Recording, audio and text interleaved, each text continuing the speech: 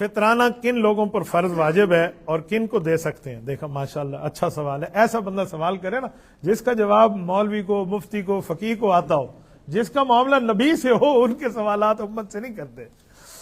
دیکھیں جو فطرانے کا معاملہ ہے نا، فطرانہ ذہن میں رکھیں کہ گندم وغیرہ تقریباً 2.5 کلو ہو، یہ اس کی قیمت. اوپر جو ہے، کشمش ہے، کھجور ہے، وہ 4 کلو ہے. ٹھیک ہے، نبی پاک صلی اللہ علیہ وآلہ وسلم نے یہ فطرانہ فرمایا. اب فطرانہ کس پہ ہے؟ کچھ لوگ سمجھتے ہیں جس نے روزے نہیں رکھے فطرانہ اس پہ ہے، جس نے روزے رکھے ہیں وہ تو جان چھوٹ گئی. فطرانہ اس بندے پہ ہے جس نے روزے رکھے ہیں. آپ کہیں گے کیا مطلب، روزے بھی رکھے فطرانہ بھی دے؟ بھائی روزے میں کمی بیشی ہو جاتی ہے. کہیں بندہ غیبت کر بیٹھتا ہے، کہیں سن بیٹھتا ہے، جھوٹ بول بیٹھتا ہے، کہیں جھوٹ سن بیٹھتا ہے، اللہ معاف کرے کہیں گانا گا بیٹھتا ہے، کہیں سن سکتا ہے. ایسی جو اوپر نیچے بندے کے معاملات ہو جاتے ہیں نا، تو اس کی کمی کو پورا کرنے کے لیے فطرانہ ہے. یہ اس کی ہے تاکہ وہ کمی.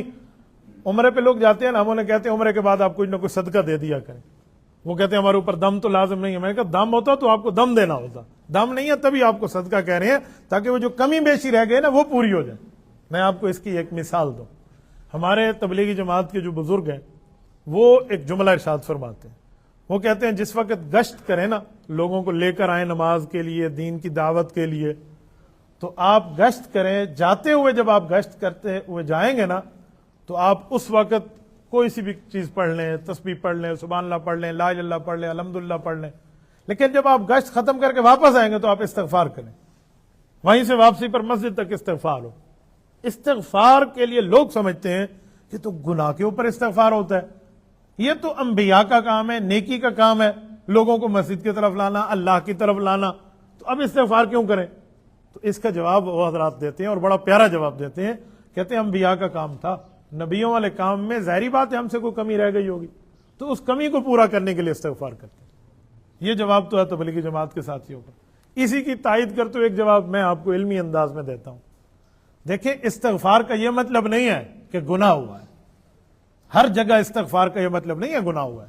ہاں کسی سے گناہ ہوا ہے استغفار کر لے، اوکے ٹھیک ہو جائے گا. لیکن بعض اوقات رسول اللہ صلی اللہ علیہ وسلم سے منقول ہے کہ حضور فرماتے ہیں میں دن میں 70 مرتبہ استغفار کرتا ہوں. نبی کے گناہ ہوتے ہیں؟ بولیے. اور حضور خالی نبی ہیں یا امام الانبیاء ہیں؟ امام الانبیاء، نبی الانبیاء، خاتم الانبیاء. رتبات رسول اللہ پہ، مرتبات، درجات، معجزات ختم ہے اللہ کے. اتنی بڑی شخصیت کہ بعد از خدا بزرگ تو ہی قصہ مختصر. حضور استغفار فرما رہے ہیں تو آپ کیا کہیں گے؟ نعوذ باللہ گناہ کی وجہ؟ نبوت کے تو گناہ نہیں ہے. یوسف علیہ الصلوۃ والسلام کے لیے رب نے نہیں فرمایا وَكَذَلِكَ لِنَصْرِفَ عَنْهُ السُّوءَ وَالْفَحْشَاءَ؟ زلیخا نے اپنی طرف متوجہ کیا اور فرمایا اسی طرح ہم انبیاء کو بچا دیتے ہیں گناہوں سے. رب کریم نے بچایا. رسول اللہ صلی اللہ علیہ وسلم کے لیے فرمایا لِيَغْفِرَ لَكَ اللَّهُ مَا تَقَدَّمَ مِن ذَنبِكَ وَمَا تَأَخَّرَ. نبی کے کوئی گناہ نہیں ہے جسے سمجھتے ہو اگلے پچھلے معاف ہے. تو وہ نبی استغفار کریں ایک دن میں 70 مرتبہ، تو اس کا مطلب یہ نہیں ہے کہ گناہ پہ استغفار ہوتا ہے، بلکہ اس کا مطلب ہے کہ اپنی نیکی کی حیثیت کو بڑھایا جاتا ہے، اس لیے استغفار ہوتا ہے. تو ادھر بھی یہ جو فطرانہ ہے یہ گویا روزے کا استغفار ہے کہ اللہ یہ نیک کام تھا، اچھا کام تھا، بہتر کام تھا، مجھ سے نہیں ہو سکا، لہٰذا میں فطرانہ کر رہا ہوں. نمبر 1. نمبر 2، نابالغ بچے پر بھی فطرانہ ہے. باپ کے اوپر فطرانہ ہے تو وہ نابالغ بچے کو بھی دے گا. اب آپ کے ذہن میں آئے گا کہ نابالغ بچے نے تو روزہ رکھنا نہیں ہے، اس پہ کہاں سے استغفار کا معاملہ آ گیا؟ تو ادھر ایک بات ذہن میں سمجھیں، ادھر والد کو ترغیب دی جا رہی ہے کہ دیکھیں تیرے اوپر ذمہ داری ہے تو ان کا معاملہ ادا کرے گا. گویا تو ترغیب دے رہا ہے اپنی اولاد کو کہ بیٹو آج تم نابالغ ہو، تمہارا فطرانہ میں دے رہا ہوں، کل تمہارے اوپر تمہاری اولاد کی ذمہ داری آئے گی تو کرنا ہوگا. یہ حقوق ہوتے ہیں، یہ سمجھایا جا رہا ہوں.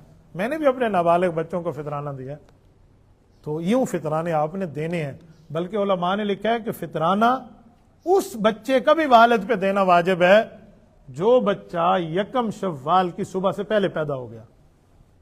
یعنی صبح عید ہے نا، وہ رات کو پیدا ہو گیا، عید علی رات، ہمارے دیہات میں اس کا نام رکھتے ہیں عیدو خان. وہ اگر عیدو خان بن گیا، عید والی رات پیدا ہوا ہے، تو اس عیدو خان کا بھی آپ نے فطرانہ اس کے والد نے دینا ہے. اس حد تک فطرانے کا معاملہ ہے. اور فطرانے کا وقت کب ہے؟ رمضان کا چاند طلوع ہوا، فطرانہ شروع ہو گیا. چاہے آپ پہلے دے دیں روزے کا پھر بھی ٹھیک ہے، بہت اچھا، نو ایشو. رمضان میں دینا تو زیادہ بہتر ہے تاکہ کسی غریب کے پاس جائے گا کوئی 10 15 20 50 آدمیوں کا فطرانہ تو وہ اس سے اپنی کوئی ضرورت کی چیز لے لے گا عید سے پہلے. آخری ٹائم جو ہے، آخری ٹائم اس کا یہ ہے کہ عید نماز کے جانے سے پہلے دے دیں. یہاں بھی یہ غلطی ہے، لوگ سمجھتے ہیں افضل ٹائم وہی ہے جو عید کے دن دے دیں. وہ افضل نہیں ہے، وہ ٹائم کی لمیٹیشن بتائی جا رہی ہے. بھائی آخری ٹائم وہی ہے، جوتیاں جھا مل ویسے بھائی نماز، ٹھیک ہے نا، تو وہ بتایا جا رہا ہے. تو اس لیے عید والے دن کے معاملات دینے کا نہ رکھیں، رمضان میں ہی دے دیں. تو رمضان میں ویسے ہی ایک رمضان میں ایک نیکی کہتے نہیں 1 لاکھ کے برابر ہے، تو لکھی ماہ رمضان ہے، تو اس میں اس طرح پھر بندہ کر لے تو فطرانہ دینا ہوگا. اب کن لوگوں نے دینا ہے اور کن نے لینا ہے یہ بھی رہ گیا. دینا ہر اس آدمی نے ہے جس کے پاس اپنی ضرورت سے ہٹ کر 52.5 تولہ چاندی کے بقدر مال یا چیزیں موجود ہوں. 52.5 تولہ چاندی آج کے دور میں کوئی 1.5 لاکھ کے لگ بھگ بنتی ہے.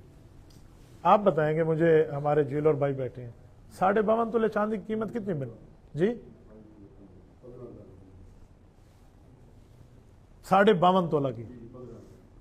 بس اسی کے لگ بھگ جس آدمی کے پاس پیسے ہیں نا، تو وہ آدمی جو ہے نا کیا کہتے ہیں فطرانہ دینے کی پوزیشن میں.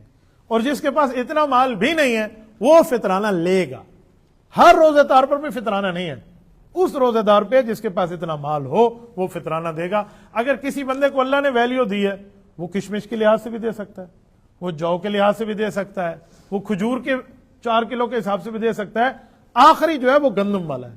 لوگ سمجھتے ہیں گندم افضل ہے، نہیں، گندم بالکل متوسط اینڈ کے طبقے کے لیے ہے، تو ایسے ہی بن سکتا ہے. تو اس طرح آپ نے سب کا دینا ہے، بالغ نابالغ سب کا.